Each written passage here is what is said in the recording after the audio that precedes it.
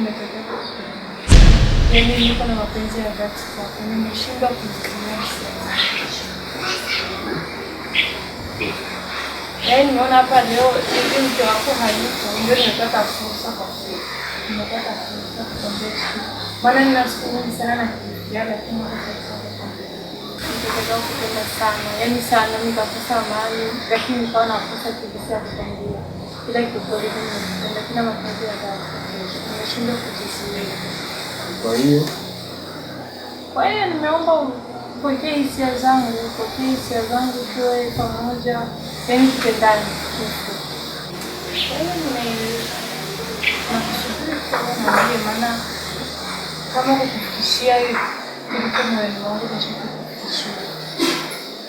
Na naanza kufurahi sana kwa kweli nimekubalia hiki, maana nina siku nyingi sana nakiwaza, kiko moyoni mwangu. Nashindwa kufanya kitu kingine.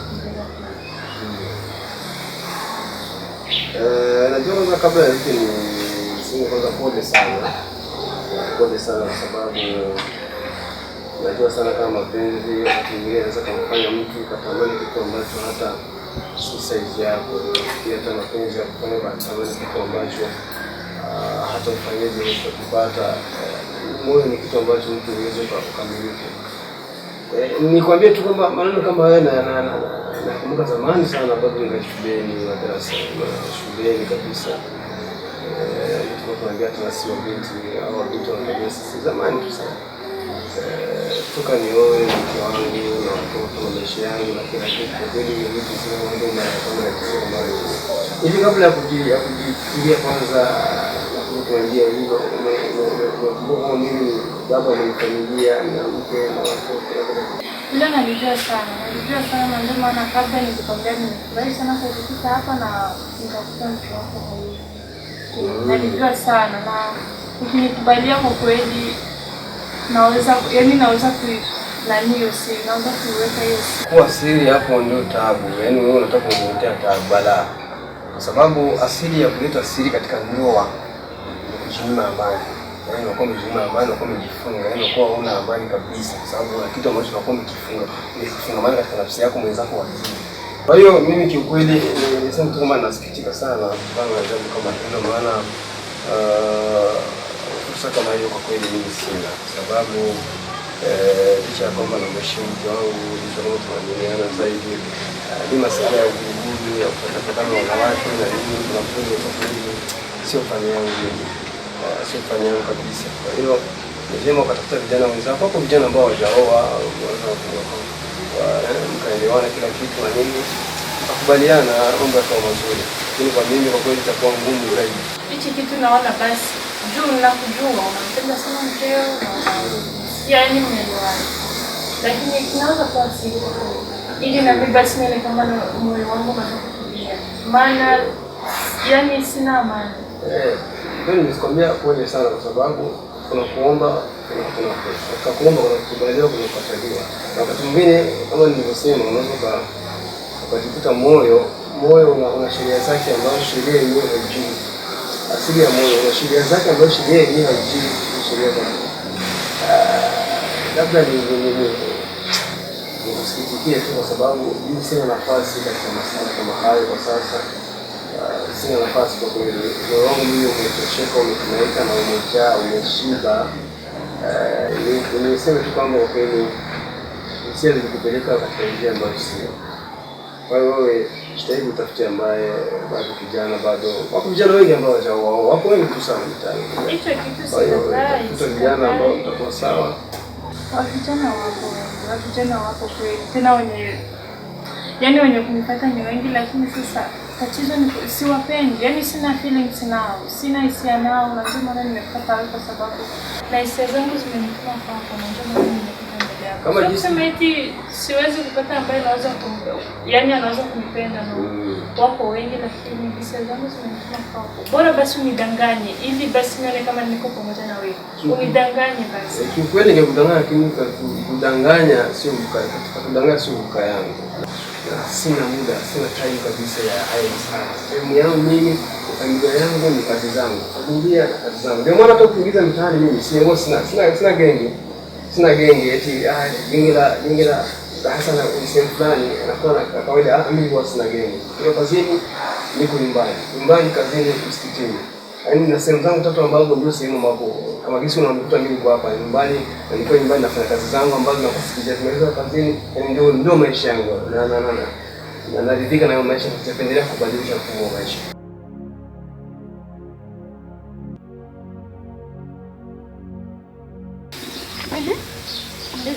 Bibi, mbona unisimamisha njiani ndio nawahi nyumbani, yani kumpikia mume wangu sijui hata kama ameshakula, nimetoka kikaoni huko. Nimechoka yani ndio nawahi. Tamani kabisa, unajua nasoma zoea yangu kusimamisha. Kwanza kabla ya yote samahani kabisa. Najua kama uko na haraka, uko na mchoko, lakini kuna taarifa ambayo nimetaka kukupa ambayo haikunifurahisha na wewe pia naona kama haiwezi kukufurahisha, lakini inabidi tu nikwambie.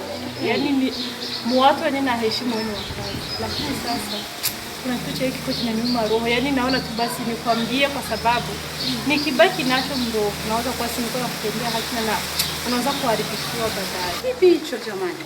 Yaani natoka kwa rafiki yangu. Nikamkuta mume wako. Lakini maneno ambayo sasa ametokea kuniambia ndio nasikia ni hatari kwa kweli. Jinsi kwa gani waona, jinsi mlivyo mnapendana, heshima zake. Sikuzani kama anaweza kufanya kitendo kile amenifanyia. Mume wangu mimi. Yaani mume wako mimi kana nitongoza kwa kweli. Amekwambia nini? Hebu nitilie kwanza labda sitongoza. Nitongoza kitu tupendane vya asili nini. Yaani ameniambia kama siku nyingi alikuwa gana niona na nitamani, lakini anakosa gisi jua kukuhofu wewe. Yaani maneno mengi mpaka ingine siwezi kukwambia. Sina nini. Kwa kweli. Yaani nasikia vimenidekuraje, nimekuwa desu kabisa. Yaani nasikia roho inaniuma mpaka basi. Anafanyaje? Yaani nimeenda kwako na ikatu kumtembelea rafiki yangu, lakini nashangaa niko tu na mtongozo. Yaani hapa nasikia roho inaniuma mpaka basi. Kweli? Mume wangu mmoja wewe. Mume wako kweli? Yaani nasikia nimeishiwa. Nimeishiwa. Mume wangu. Mume wako kweli? Acha tu niseme kwamba nashukuru kwa taarifa. Nashukuru sana taarifa yako, lakini unajua mambo kama hayo sisi wanadini huwa hatuvamii, bali tunachunguza tujue undani na kipi kinachoendelea. Na vile vile acha niseme namuombea samahani kwa niaba yake, labda kaghafilika kama mwanadamu, siwezi nikajua. Maana sio tabia yake, ninavyomjua mimi ni mwanaume mwenye heshima zake, mwenye ibada zake. Nimeshangaa, yani gisi kwa gana muheshimu, gisi wewe mwenyewe kwa na heshimu ndoa yako. Ndio maana nimetaka kukwambia juu kama ni yenye kurekebisha urekebisha kabisa. Maana na mimi imenitouch kwenye moyo. Oh God. I don't even know what to say, but usijali, mimi nitafanya kazi, utajua, lakini samahani kwa yote. Ndio hivyo, kila mwanadamu ana mapungufu, labda kakafirika kafanya tendo kama hilo. Lakini acha niseme pole sana ikiwa amefanya hivyo kwako, maana sio staarabu ambao atakuwa anatumia. Wewe tunamshika kama mtoto wa nyumbani, sio staarabu kwa kweli. Yaani na ndio maana kweli nimeamua tu kuja kukufikishia, maana usijikuharibikiwa baadaye au juu nini kwa kinaendelea na mume wako. Yaani usimwamini 100%.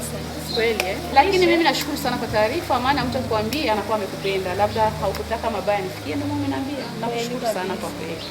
Nakutakia kila la kheri mimi na wewe nyumbani. Inshallah. Nione kama kawe kupika huko chakula.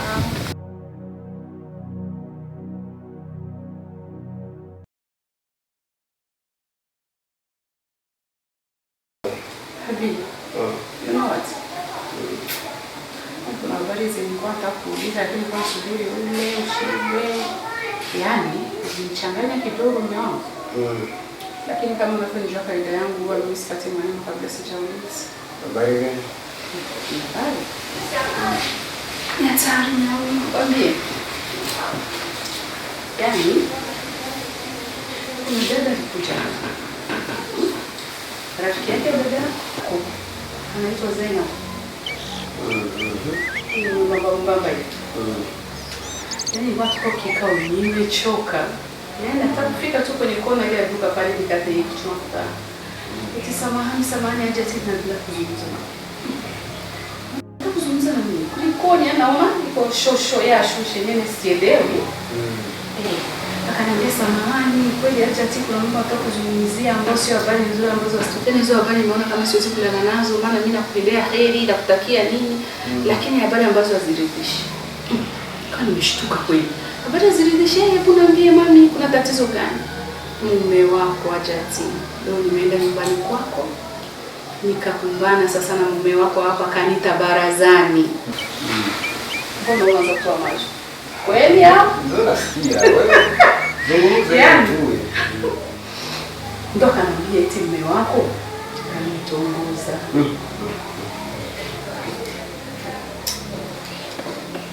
Abi, just look at my face. Just look here. Kanitongoza. Kanaambia kwamba ananipenda na kanaambia hivi anaprofite kunaambia kwa sababu mke wake akaenda kikwaoni, kwa hiyo ndo kanaambia ananipenda na kanaambia tufanye siri. Lakini kwa ninavyokupenda Hajati na ninavyopenda ndoa yako, siwezi kutakia kibaya chochote, ndio nimeamua nikwambie. No. Unavyokujua na tabia yako njema. Unaweza kumfanya kitu kama hicho kama mwanadamu. Kwanza kabla yote niseme kwanza nashukuru kwa idea iliyotokea kwa sababu moja wa vitu vinafanya watu wengi wanaharibikiwa ni ile tunakwambia kitu tunakijua maana.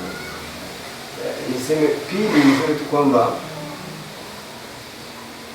labda binti ana lengo lake mama. Kwani ni uongo? Ana lengo lake ambalo tutakufikia kwa sababu haiwezekani mtu aje kwangu nyumbani. Mtu wangu kweli kaja. Kanikuta sikangu afanya wewe. Sawa. Kanitia kuzukuzi wake huyo.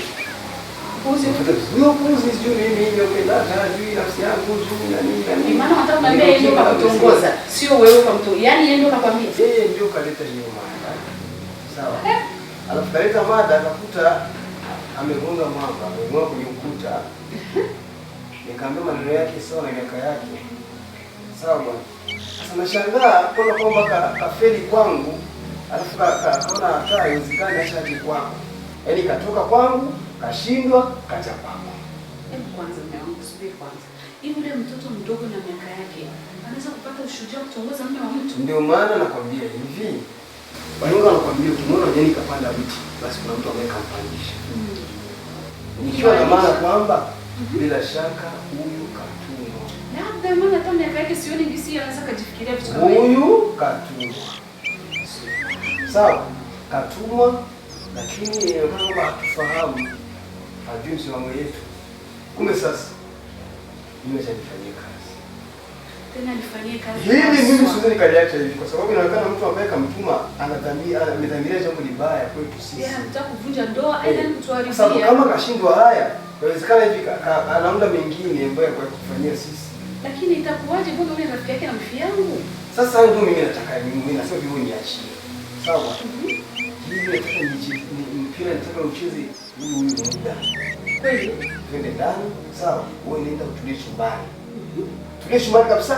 Kama maji mtungini. Maji mtungini. Sasa uniache mimi nikuoneshe nitafanyaje. Au si? Ndio maana. Basi nakuamini. Ndio maana. Afu unaweza kuchezea ndio wetu wote kama iko mazuri. Nasema wewe tulia.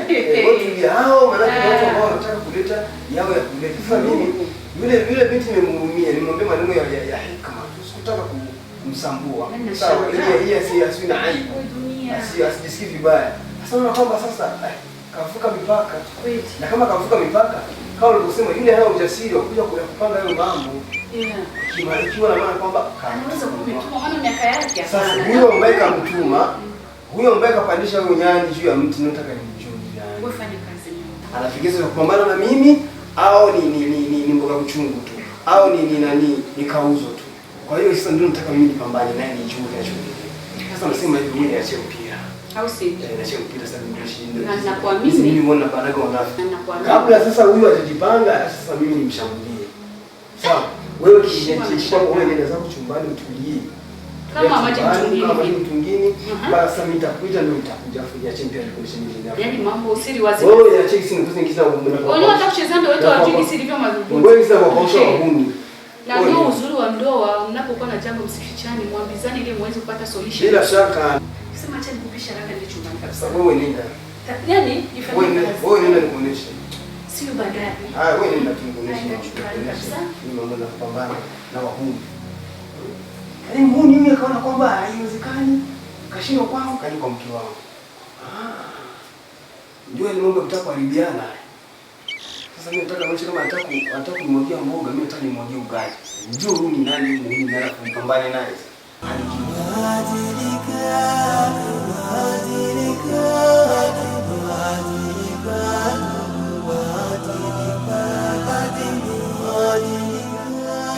Salma. Salma. Naam. Hebu njoo kidogo. Sawa, nakuja. Hapo mkazi. Safi yani. Dada, kuna kitu ambacho nataka unisaidie kidogo. Hebu ni ile rafiki yako ile. Zaina bwana. Ile rafiki yako. Sinaishi kwa karibu. Sema. Sasa ni hivi. Kuna vitu ambavyo tunaambia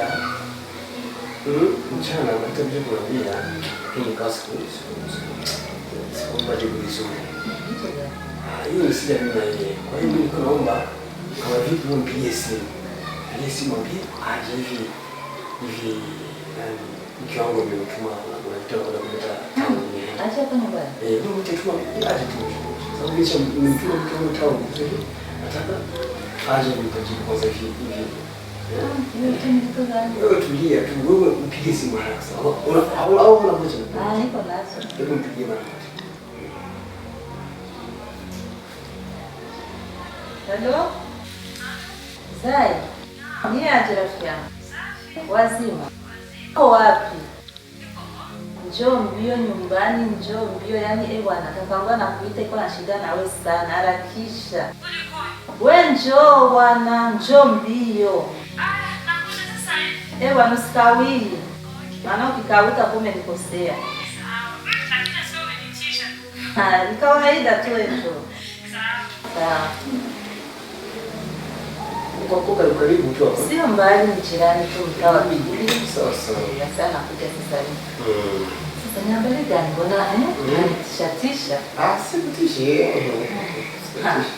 Usinifiche mimi dada yako, mtu naambie ni habari gani mimi namuita. Ni habari nzuri tu wala usiwasi. Kodi, karibu. Asalamu alaykum. Wa alaikum salam na wewe. Hakuna kukawi? Yani nimekuwa niko Karibu. napumzika kidogo sana. Siku mbili tatu. Nzuri. Kakaangu kuita. Ana ujumbe wako labda. Dada vipi? Habari yako?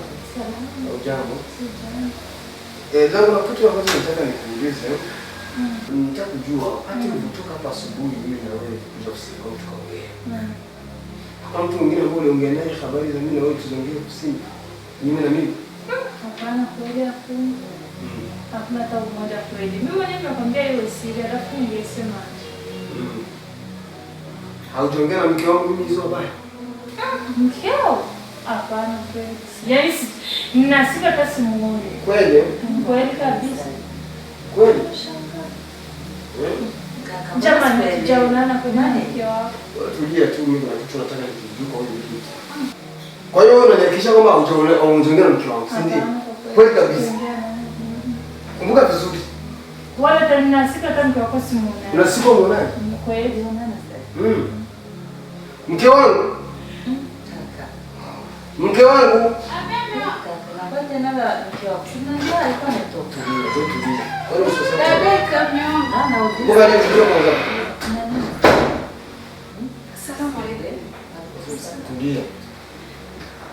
Tulia. Kwani tatizo lako lipi dada? Nauliza tu hamna. Wewe binti. Wewe unajua kama eti akona naye kuongea naye? Nini sasa? Anakataa yule binti kwamba hajaongea na wewe chochote. Sasa kuna nini wewe? Zainab. Unachoongea naye? Hivi mimi na umri wangu wote na mtu wangu wote na yeye ya kuweza kuzingishia au kusemea uongo wote. Hebu niambie, kufanya hilo jambo, ulitaka kufika kitu gani? Wala ulikuwa na tamaa gani mpaka kuharibu ndoa hizi? Mimi nilifanya nini? Mimi nimekutana naye pale kanambia kwamba mimi nikamtongoza. Na akamwambia wafanye siri na ananibia siri sababu mimi ni mpenzi wake, anatakia kheri. Kumbe yeye ndio amemfananisha. Kwani mimi mtoto hivi? Wewe Zainab. Yeye mwenyewe yuko hapo. Nasema hivi, ngoja. Zainab. Nataka utuambie aliyekutuma ni nani? Yani. Kwa sababu kupata ujasiri kuja kwangu mimi na kuja kwa mke wangu, maana yake kuna mtu alikutuma. Kabisa, moja kwa moja. Nina watu watania. Watania ndio. Au nifahamu ni basi kufahamu sawa? Nataka subiri kwanza. Nataka uniambie nani alokutuma. Nataka uniambie nani alokutuma bila hivyo utoke hapa. Mtihani kwa kweli. Bila hivyo utoke hapa. Wewe umefanya hayo. Wafanya hayo sasa. Hivi. Wewe uko na ndiza hivyo au niko na wote yangu? Wewe wa kuvunja ndoa kaka yangu nini? Hebu tuambie nani kakutuma Zai? Wewe rafiki yangu si ni nyoka na rafiki yako Zai kanyoka sana. Uvunje ndoa kisi kaka yangu. Na umenibandika kwenye tuseti kwa mtoto mchafu. Mimi ndoa. Nakuheshimu. ndio wewe rafiki yangu si ni kanyoka. Ni mnafiki kabisa. Usikia hata haya Zai. Nasema katoka hapo ndio. Ndoa ya kaka yangu nataka kuivunja usikia hata na haya. Ndio rafiki yako huyu mnafiki. Ndio rafiki yako warafiki wa maajabu ajabu. Kumbe ndio kisi. Warafiki wa maajabu ajabu.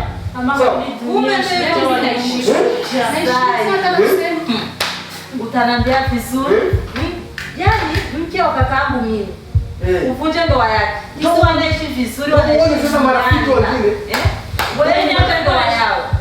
Wewe wa kunipandishia sauti na kutakarika hata tangaza sitaki maneno mengi. Ni wewe au niko naota sio fanya mnafiki zaidi. Hata kujifanya. Mimi mnafiki Tena mkubwa. Yaani hapa nilikuwa natulia tu nikufichie siri sasa wewe ndio zaidi yangu mimi. Unasema aje? Unasema nini? Umfichie siri. Siri gani unamfichia? Jamani, masikio yangu au unamfichia siri gani? Weza kama kweli. Nasema hivi, nishakwambia hivi. Lazima ukwambie alokutuma ni nani.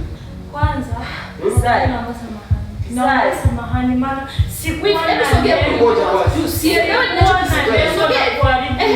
naomba kwanza mwalimu wangu samahani, alafu kupalia samahani sana wallahi. Nisamehe kwa kweli. Maana yote ambayo niliyoyafanya haikuwa dhamira yangu wala kasikuwa na lengo la kuvunja siri yenu. Lakini yote ambayo yamepitikana ni misio ya unasema? Dada yangu, Wifi yangu mimi. Salma. Wewe unataka kutambia kwamba mtu alikutuma, huyu dada yangu alikutuma? ni huyu amenituma. Wifi yangu. Sisi. Wewe ndio umemtuma huyu binti. Kwa ubaya gani sasa? Wewe ndio umempatia upuuzi huyu binti. Hebu kwanza tueleweshe kivipi? Kivipi kabisa kivipi kwanza? Madeni, aksio zote zimepitikana. Napanga na huyu. Alafu nashangaa wallahi ananigeuka mbele yangu.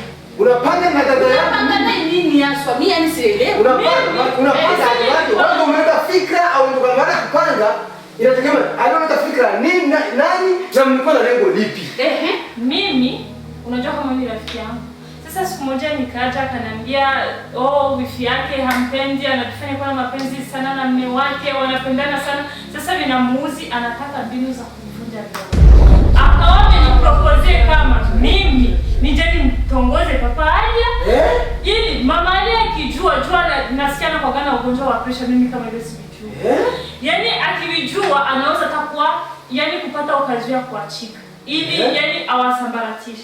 Sasa mimi nilikuwa nafanya idea zote alafu anakuja kunigeuka. Naishi usamehe. Yote jamani samahani wallahi. Samahani ndoa yenu idumu. Hivi kwa hapa tunaishi na nyoka ndani. Kumbe dada yako ni nyoka nyeusi kwa. Wewe. Au unazungumza.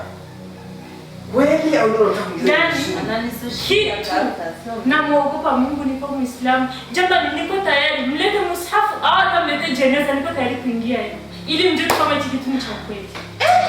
Dada wangu. Hivi wewe ndio kufanya njama na huyu binti ili utuambie sisi ndio wetu. Wifi yangu. Wifi kukosea nini katika maisha? Mjomba kukosea. Nilishakutukana hata siku moja. Nilikufanyia kitu gani kibaya? Mimi nimeshakosea nini? Mbona kila matumizi yako haya wifi yako ashakosea nini? Wifi. Nimekufanya nini? Ngoja. Naonesha kama wewe dada yangu, wewe ni nyoka. Umetoka kwako, umeshindwa kwako. Mume wako anakupiga usiku na mchana. Mlevi kama nini, akataka kukuia katika ile nyumba. Sawa? Umekuja kuomba hifadhi kwangu. Nimekuhifadhi, nimekustiri. Leo hii ndio shukrani. Wifi, ukitaka unaingia mkabati unachukua nguo na marashi yangu ndio yako, mafuta yangu ndio yako. Nimekunyima nini mpaka sasa nasema hivi. Mke wangu. sikupendi. Tunaongea kakaangu sikuona. Nilikosea nini? Sasa nimekosa. Sasa nasema hivi. Mmeongachana ndio sababu anipendi. Labda ninakosa na mapungufu. Wewe dada. Umefanya nini? Wewe unakosa hata kama umefanya kazi ya kishetani. Maana bahati yako ni kwa sababu leo unaswau ungepata kipigo chako cha sawa sawa. Na yeye si kwamba kumwambia hana kosa, maana na yeye alikuwa amekosha moto kwa sababu unapewa kazi kama hiyo ya kishetani. Unataka kwa sababu wewe bado mtoto mdogo. Hapo mwanafunzi wangu. Hivi unajua mzigo wa kuvunja ndoa ya watu? Ya mwalimu wako. Wewe hivi unajua mzigo. Kwa kweli, yani naombeni samahani kwa kweli. Nawaomba kabisa mnisamehe. Yaani wewe bahati yako nimeswau leo ungepata kipigo chako cha sawa sawa. Kwa sababu mimi upuzi kama usi kwa nini unazia damu. Dada yangu nimekustiri, nimekuhifadhi, nimekusaidia. Sasa msaada wangu kwako wa leo finish. Nasema hivi. Mama yupo. Sawa? Nasema hivi, mama yupo. Mama yupo Kirasazi, chukua vyako vyote na kupeleka kwa mama. Msamaha umesameheka, lakini siwezi kuishi na wewe. Kama ya leo yametokea, inaonekana unaweza kuleta mengine. Sasa nenda kwa mama kwanza, upate kwanza uchungu wa kimaisha ndio utarudi hapa. Balaa hili. Hili ni balaa. Nilikuwa nampenda mke wangu kama ndugu yangu. Amekosea nini wewe? Ndio ushaitani wote. Basi hata nijua kama atako salama. Toka umuoe mimi sikuwa namuona mzuri. Kwa nini sasa? Kupendana na mume wangu ndio nakupa kero. Sasa mimi sikuwa na. Sasa ndio nasema hivyo, ndio nasema hivyo. Bora niwashe moto ili muachane. Sasa leo kama kuna watu wengine hawashi wapi moto, ukiwashia moto huo ndio wasa. Sisi ndio wetu kujitilia kiapo. Kazi yetu ni kuambiana haki na kutendeana haki. Sasa leo sasa hata mtu wote ajitahidi ni vigumu, labda Mungu peke yake wewe. Sio kila ndoa unaleta maneno wana ndoa wanakusikia. Sasa nasema hivi. Mimi sitaki nisikie misamaha kinafiki. Yeye misamaha kinafiki. Sawa nimeshasikia, lakini nasema hivi. Kunja twako kwa mama yako. Kunja twako na kupeleka kwa mama yako mzazi. Sawa. Nimeshasikia, nimemsamehe, sitaki tena yeye aendelee kuisha. Sitaki. Ndio maana yake sasa umetoka katika neema, unaenda usione hata uhayaoni shetani, utasema uko nani? Uko mke Mungu. Sasa kwani wewe pendoka ndio niko wewe. Wasi dada yangu. Tena dada yangu damu. Sasa huyu unayofia pendoka niko ndoto kwa wewe. Hiyo ndio nasikiaga husda. Yaani husda unataka neema muondokee mwenzako hata kama itakurejelea wewe. Hii husda. Wewe dada wewe. Naomba na wewe toka kwa sababu baba yako atakutafuna. Jinga wahidi wewe. Kaona yako kama atataka kanene pia mshenzi ngumu. Mshenzi wewe. Nasema na wewe chukua vitu vyako. Chukua vitu vyako. Mimi sitaki nisikete na nini. Tangu kuendelea hivi utanifanya mimi nitakufuturu. Nitavunja somo ya sunna nitakufuturu. Nasema hivi. Ukiendelea mimi kusoma mbele yangu. Nitachafuka. Mtachafuka. Ndio Ibilisi mkubwa wahid. Kama dunia ada. Bala. Usichokijua ni kama usiku wa giza. Umpendaye kwa jifikiria ndiye kumbe si. Mshukuru.